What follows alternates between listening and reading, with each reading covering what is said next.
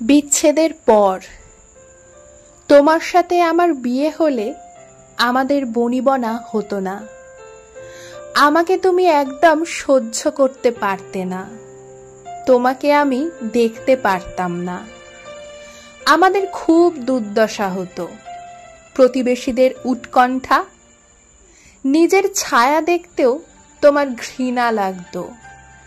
আমার সন্দেহ হতো। সব ছেড়ে ছুড়ে দূরে কোথাও পালিয়ে যাওয়ার কথা বলতে। আমি হত্যা করার কথা ভাবতাম। তুমি কেবল আমাকে দোষারোপ করতে, আমি আমার নিয়তিকে।